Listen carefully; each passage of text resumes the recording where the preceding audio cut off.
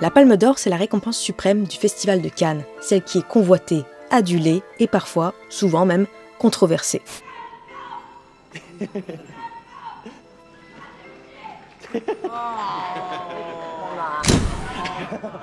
Seulement voilà, je me suis rapidement rendu compte que je n'avais pas vu tant de Palmes d'Or que ça. Alors pour cette occasion, je me suis lancé un challenge. Regarder toutes nos Palmes d'Or françaises parce que mine de rien, ça marche plutôt bien pour nous ces dernières années. Et qui sait, peut-être qu'on en aura bientôt une 13e.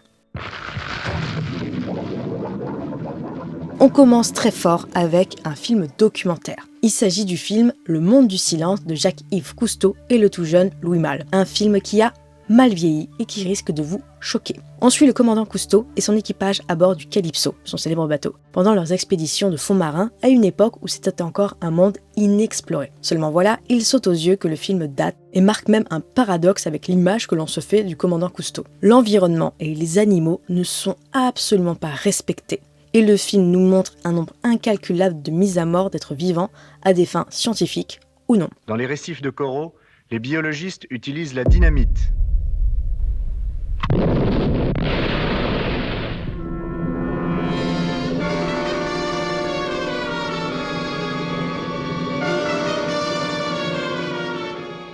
La pêche commerciale à la dynamite est interdite par la loi. C'est un acte de vandalisme. Mais c'est la seule méthode qui permette de faire le recensement de toutes les espèces vivantes. On est loin, très loin de nos documentaires contemporains où l'homme se doit d'être le moins possible en interaction avec les animaux dans leur environnement. La séquence la plus choquante, c'est celle qui commence par un accident. Un bébé cachalot passe malheureusement sous les hélices du bateau. Il est rapidement abattu pour abréger ses souffrances, mais le sang attire des requins. Et là, les hommes deviennent fous. Ils tuent une dizaine de requins dans un montage brutal où même le chien de l'équipage, ne reconnaissant plus ses maîtres, court se cacher. C'est une séquence qui fera scandale quelques années plus tard seulement, lorsque la protection de l'environnement deviendra un vrai sujet dans notre société. Et ces réalisateurs se retrouvent dos au mur face à cette scène qu'ils peinent à justifier des années plus tard. Il dit, pourquoi est-ce que vous êtes acharnés sur ces pauvres requins? Bon, à l'époque, je vous jure qu'on n'avait pas de pitié pour les requins. Il y a une vieille haine des requins. Ouais. Alors, on nous a reproché ça 10 ans après, ou 15 ans après. On a reproché d'avoir attaqué ces pauvres requins. Bon. En fait, c'est vrai que l'équipage est devenu fou sur le moment. Alors oui, notre monde évolue, et aujourd'hui, il est anormal de voir du corail être découpé à la machette, d'utiliser de la dynamite dans de l'eau pour répertorier des animaux, ou encore de se mettre debout sur une tortue géante qui n'a rien demandé. Ce film, finalement, c'est une capsule temporelle d'une époque où la protection de la nature n'était pas le sujet d'un film sur la nature. Ça ne l'a pas empêché de recevoir l'Oscar du meilleur film documentaire et d'être précurseur dans son domaine, malgré tout. On poursuit avec un autre film primé à la fois aux Golden Globes et aux Oscars dans la catégorie du meilleur film étranger et qui est pour moi la véritable surprise de ces visionnages. Orfeu, je n'arrive pas à lire mon texte, je ne vois pas, bon bah tant pis on va dire en anglais, Black Orpheus. Je vous recommande de le découvrir au plus tôt, c'est l'une des meilleures palmes d'or à mes yeux. Ce film, il est réalisé par Marcel Camus et c'est l'adaptation du mythe grec d'Orphée et d'Eurydice qu'il modernise en le plaçant à Rio de Janeiro à notre époque. Enfin, à l'époque du film, c'est-à-dire les années 50. Le film, il est en plein carnaval et Orphée, chauffeur de tramway le jour et chanteur de bossa nova la nuit, va tomber amoureux d'Eurydice, une femme qui vient de débarquer à Rio parce qu'elle fuit un mystérieux homme qui veut la tuer sans qu'elle ne sache vraiment pourquoi. Le film, il regorge de références au mythe, en gardant déjà les mêmes prénoms des personnages, et il met en avant la culture brésilienne avec ses incroyables costumes de carnaval et sa bande originale de bossa nova. Ça a été entièrement tourné sur place avec des acteurs brésiliens inconnus, ce qui ajoute beaucoup de charme au film. La mise en scène, bien qu'empruntée au théâtre avec ses personnages qui écoutent aux portes, reste un intemporel avec cette belle histoire d'amour. Et puisqu'on parle d'histoire d'amour, on va enchaîner avec Une aussi longue absence de Henri Colpi. Ici, il nous raconte l'histoire d'une femme qui tient un bar et qui croit reconnaître chez un SDF fredonneur d'opéra son mari disparu des camps de concentration. Nous sommes seulement 16 ans après la fin de la Seconde Guerre mondiale et il était encore très rare d'avoir des films qui abordent le sujet.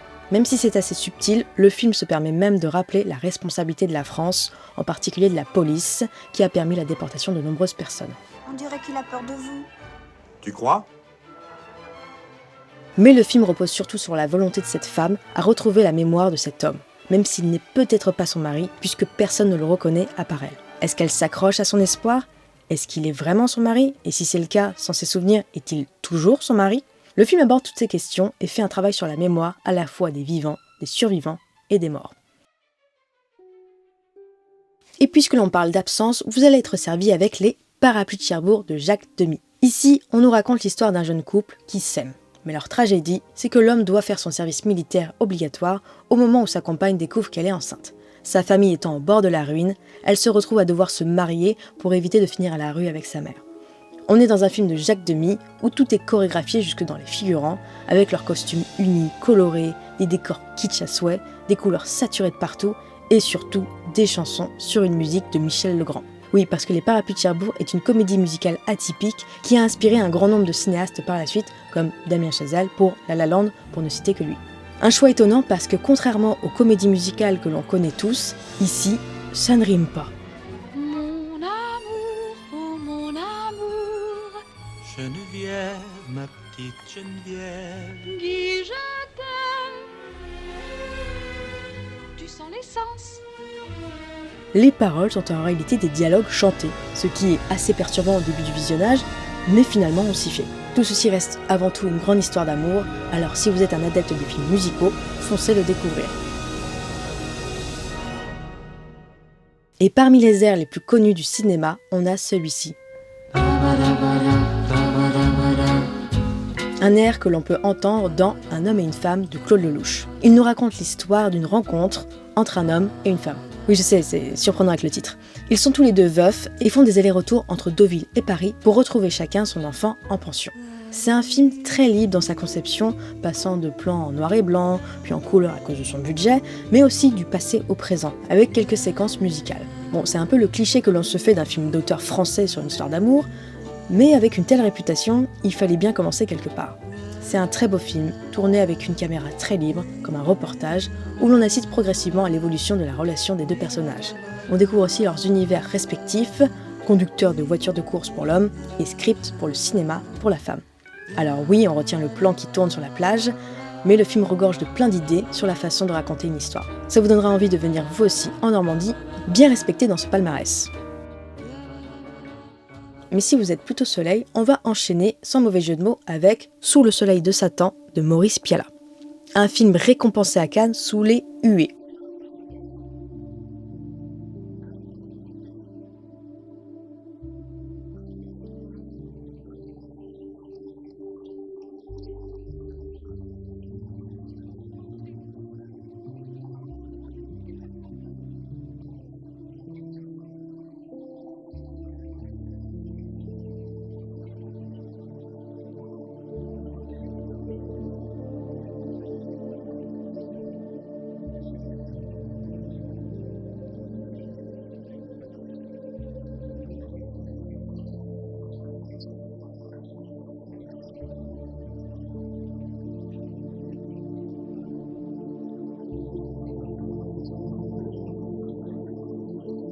Parce que Maurice Pialat, il a une réputation, celle d'être très dur avec son équipe, et ses sujets ne sont pas dans la légèreté non plus. On nous raconte l'histoire d'un prêtre, pris dans des tourments par rapport à sa foi. En se rendant dans un village voisin, il va croiser un mystérieux homme qui s'avère être Satan. Ce dernier lui donne alors un don, celui de voir à travers les autres. C'est ainsi qu'il va aller à la rencontre d'une jeune fille pour la remettre sur le droit chemin. Parce que cette fille, elle a 16 ans et elle a des relations très malsaines avec des adultes. Voilà, un sujet pas dans la légèreté, comme promis. Le film il est assez austère, il baigne dans des couleurs très ternes, il parle de la foi à travers des dialogues parfois un peu poussifs, dans un rythme lent pour planter une ambiance lourde. Ce n'est pas l'une des palmes d'or les plus appréciées, et Maurice Pialat n'est pas le seul réalisateur controversé de ce festival. Qu'est-ce qu'on fait avec Popol ? Roman Polanski porte en son nom l'une des affaires judiciaires les plus connues du cinéma, l'affaire Polanski. Cela mériterait une vidéo à part entière, tellement il y a de choses à dire dessus, mais ici on va se concentrer sur sa palme d'or avec Le Pianiste. Un biopic sur un célèbre pianiste polonais, Władysław Szpilman, qui a le malheur d'être juif à Varsovie pendant la Seconde Guerre mondiale. Il connaîtra ses droits de plus en plus restreints à cause de l'occupation nazie, et sa famille et lui-même se retrouvent obligés de déménager dans un quartier où les juifs sont entassés par milliers. Par centaines de milliers. Même si on ne voit pas les camps, on en entend beaucoup parler, sans trop savoir à l'époque ce que cela pouvait bien vouloir dire. Ses proches sont alors déportés alors que le pianiste se retrouve seul à survivre comme il peut. Ce film, c'est un témoignage de l'histoire avec un grand H, rempli de visages de gens qui ont vécu la même situation, dans des décors très impressionnants, avec cette ville en ruine. Il y a très certainement des scènes qui vous hanteront un long moment. Le personnage principal en est témoin à son échelle, et lorsqu'il se cache, il observe de loin les scènes de mise à mort ou de résistance, comme si c'était ce qu'on allait retenir dans les livres d'histoire. Ce qui l'aide à tenir mentalement, c'est son piano, même s'il ne peut pas en jouer, de peur de se faire repérer. De plus, le film se termine sur une note étonnante. Sa rencontre avec un nazi qui va l'aider à survivre. Comprenez bien que pendant longtemps, il était impensable pour le grand public de laisser passer une image d'un nazi qui aide un juif, comme il était impensable de montrer un juif qui puisse nuire à des personnes de sa communauté. Mais il est important de voir ce film parce que l'histoire n'est pas si simple que ça, et que lorsque l'on dit plus jamais ça, ça vaut pour tous les pays et toutes les ethnies. Voir des films, ça aide à développer son sens critique, et ça, l'école peut vous l'enseigner. Bon, ça c'est la théorie, parce que dans la pratique, l'école peut rapidement devenir un brouhaha contre lequel on lutte en permanence. Eh mais vous charriez trop, mais un truc de ouf. C'est aussi le décor de notre film Entre les murs de Laurent Cantet. Ici, nous suivons un professeur de français qui enseigne une nouvelle fois dans son collège. Cette année, sa classe est particulièrement perturbatrice au point de le pousser à bout. Moi je suis désolé, mais rire comme ça en plein conseil de classe, c'est ce que j'appelle une attitude de pétasse. Quoi? Vous pétez un câble? Oui, ça va. C'est le genre de film où on n'a pas l'impression de voir un film. Les personnages sont tellement justes, on a l'impression qu'ils ne jouent pas, qu'on est dans un documentaire hyper immersif dans lequel nous sommes nous-mêmes un élève dans la classe. La mise en scène le souligne en filmant l'histoire comme un huis clos, surtout dans la salle de cours où le prof est en chant contre chant permanent avec ses élèves. Comprenez qu'ils sont comme deux forces qui s'opposent et qui se répondent, et surtout qui pardonnent peu. Un gamin en difficulté, c'est un gamin que l'école préfère voir hors de ses cours plutôt que de l'aider à réussir, plutôt que de réussir à l'intéresser, alors que pour un professeur, c'est un échec personnel. Alors oui, vous allez avoir mal au crâne comme le professeur qui porte sa voix pour passer au-dessus des bavardages, mais le film, c'est une bonne palme d'or pour commencer. C'est clairement un film que l'on pourrait découvrir à l'école, alors qu'elle n'a pas du tout le bon rôle, ce qui est justement très loin d'être le cas de notre prochaine palme d'or. La vie d'Adèle d'Abdelatif Kechiche fait partie de ces films qui ont marqué le festival et le cinéma français, plus pour l'histoire autour du film que son synopsis. Malheureusement, il possède une sale réputation, entachée par celle de son réalisateur, connu pour être un véritable tyran sur ses tournages, qui ternissent l'appréciation ou non du film. Adèle Exarchopoulos incarne donc Adèle, une jeune femme qui va tomber profondément amoureuse d'une femme aux cheveux bleus, Emma, jouée par Léa Seydoux. Sauf qu'avec la pression de ses amis, entre guillemets, ainsi que de sa famille conservatrice, Adèle a du mal à assumer son orientation sexuelle et sa relation avec Emma va connaître des hauts et des bas. Un jeu du chat et de la souris sur plusieurs années qui empêche Adèle d'être véritablement heureuse. C'est donc plus une histoire de quête d'identité, voire même du bonheur pour Adèle, qu'une histoire d'amour à proprement parler. La performance des comédiennes est bouleversante, reconnue même par la Palme d'Or, qui sera exceptionnellement remis à la fois au réalisateur, mais aussi au duo d'actrices, qui n'ont depuis jamais quitté le succès au cinéma. Comme je n'ai aucun diplôme, je n'ai pas mon brevet, pas mon bac, pas rien, c'est un peu le seul diplôme que j'ai, enfin, si on peut appeler ça un diplôme.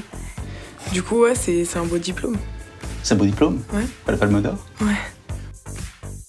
On enchaîne avec un film qui cette fois-ci se base sur un faux couple. Dipan de Jacques Audiard nous raconte l'histoire de 3 Sri Lankais, un homme, une femme et une jeune fille qui débarquent en France. Seulement voilà, cette famille n'en est pas une. Personne ne se connaît. Il s'agit d'un stratège pour avoir un statut de réfugié plus facilement parce que leur pays connaît une guerre civile. Ils atterrissent donc en France, sans parler la langue, et ils essayent de faire du mieux qu'ils peuvent lorsqu'on les reloge dans un quartier difficile. De plus, la femme veut absolument partir en Angleterre pour rejoindre ses proches. Mais avec la petite fille, le couple se dispute beaucoup pour savoir ce qu'ils vont en faire. Et alors qu'ils essaient de s'intégrer au mieux en travaillant, en apprenant le français et en étudiant à l'école, il y a une vraie guerre de gangs qui se passe dans leur quartier. Jacques Audiard, il est dans son domaine, celui de la violence sociale, que l'on retrouve déjà dans plusieurs de ses films. Et cette fois-ci, il fait le pari de tourner avec des acteurs méconnus, vraiment sri-lankais, qu'il dirige d'une main de maître. On peut cependant regretter un côté un peu mou du film, qui nage dans le social et dans quelque chose d'assez facile, et qui se termine sur un dernier plan, en contraste avec le reste du film. Ça reste malgré tout un film immersif, même si ce n'est pas le meilleur de son réalisateur.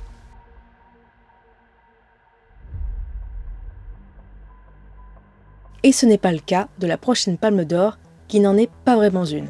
Oui, j'ai menti. Le livre d'images de Jean-Luc Godard est son dernier film avant sa mort. Il a reçu une Palme d'Or spéciale. Je pense néanmoins que le festival voulait surtout récompenser le cinéaste plus que son film. Bon, pour résumer, pas de Godard, pas de Tarantino. Mais pour revenir à sa Palme d'Or, le livre d'images est un film expérimental où si on vous explique pas ce qu'on est en train de regarder, on comprend rien. Et ce n'est pas facile à regarder. Avec un montage chaotique, proche du brouillon, avec des couleurs saturées, bavant de tous les côtés, et une ambiance sonore qui est indescriptible, le visionnage de ce film a été particulièrement pénible pour moi. Je note toutefois qu'il s'agit d'un cinéma à défendre malgré tout. C'est pas parce que j'ai pas aimé que ça n'a pas de raison d'exister. Jean Godard, il joue avec des codes comme il l'a toujours fait. Une musique qui se coupe, deux voix off qui parlent en même temps, et des raccords de l'espace qui n'ont ni queue ni tête, et bien tout ça, ça reste une expression d'art. Alors, le livre d'images n'est sûrement pas un film appréciable sur plein de points, mais il faut défendre coûte que coûte le droit à un artiste de jouer des codes et d'exprimer son art librement. Sauf s'il a des affaires au cul, faut pas déconner non plus. Et défendre un cinéma qui dérange, le Festival de Cannes en a fait sa spécialité. Titane est un bon exemple qui récompense pour la première fois une cinéaste française, Julia Ducournau. C'est un film où l'on suit une femme qui a un grain au cerveau, enfin plutôt du titane, dans la tête, à la suite d'un accident de voiture lorsqu'elle était enfant. Et je pense qu'elle souffre d'un stress post-traumatique à cause de sa blessure, parce que, elle tue des gens. Elle a aussi une relation sexuelle avec sa voiture, voilà, ça fait partie des phrases que je dois dire. Comme si ça suffisait pas, elle tombe enceinte de la voiture. Donc elle continue de tuer des gens, notamment ses parents, et cette fois-ci, elle est recherchée par la police, alors elle va cacher son identité. Sauf qu'en faisant ça, elle va croiser la route d'un chef de pompiers qui croit reconnaître en elle son fils disparu. Vous l'avez donc compris, ce film est une grande comédie populaire, bien française, à mettre sous les yeux de tout le monde. Non, plus sérieusement, c'est un film qui peut vraiment perturber. Il y a des personnes qui ont fait des malaises devant, même si je pense que les actualités sont bien pires. Bon, j'avoue, j'ai quand même plissé des yeux à certains moments. L'identité de notre personnage principal est assez hybride. C'est une femme qui est loin des stéréotypes. Elle est violente, elle est perturbée, elle est enceinte, elle est androgyne et surtout elle est dotée d'une force surnaturelle. Bref, elle transgresse beaucoup, mais en même temps, les autres personnages ils sont aussi frappés qu'elle. C'est un univers vraiment particulier, très atypique, mais pareil, il faut défendre ce genre de cinéma.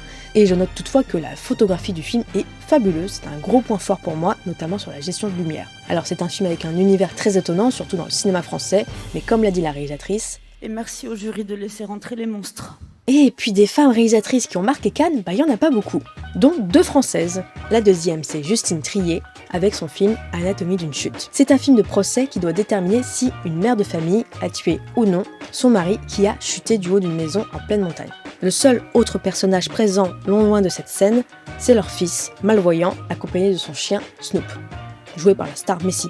Ce film, c'est un vrai film de procès qui vient disséquer à la fois le potentiel meurtre, mais aussi et surtout le couple. Le fils malvoyant ne peut pas voir la réalité, les témoignages sont parfois contradictoires d'un point de vue à un autre, il y a des incohérences physiques sur la chute, bref, la réalisatrice tient son procès dans le suspense pour avoir la réponse finale.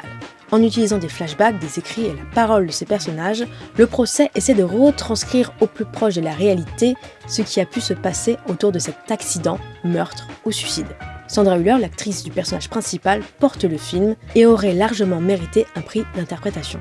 Alors comme je l'ai dit, il s'agit d'un film de procès qui se veut assez réaliste, donc ça donne des scènes très intenses avec le juge, avec l'avocat, avec le procureur qui est particulièrement antipathique, très réussi pour ça. Bref, c'est un grand film dans son scénario, dans ses dialogues, dans ses retournements de situation, et ce film, même s'il n'a pas représenté la France dans la catégorie du meilleur film en langue étrangère, il a quand même gagné un Oscar du meilleur scénario.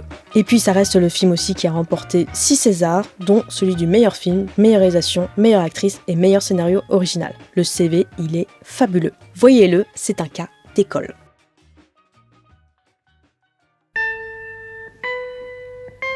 Aucun film ne se ressemble, que ce soit dans la thématique, dans le genre, dans la photographie, dans ses jeux d'acteurs, dans son impact sur le reste du cinéma, tout est atypique au possible. Il est intéressant d'ailleurs de voir comment un film devient une capsule temporelle que l'on a oublié pour mieux le redécouvrir, ou que l'on connaît surtout pour son scandale, ce qui reste malgré tout une signature du Festival de Cannes, qu'on aime ou pas le film. Franchement, je ne suis pas du tout déçue des films que j'ai pu découvrir pendant cette sélection. Je vous remercie de m'avoir écouté jusqu'au bout. Je vous invite à découvrir tous les films présents dans cette liste, les plus plébiscités comme les plus controversés. Vivement notre 13e Palme d'Or, et je vous dis à très bientôt pour de prochaines vidéos. Salut!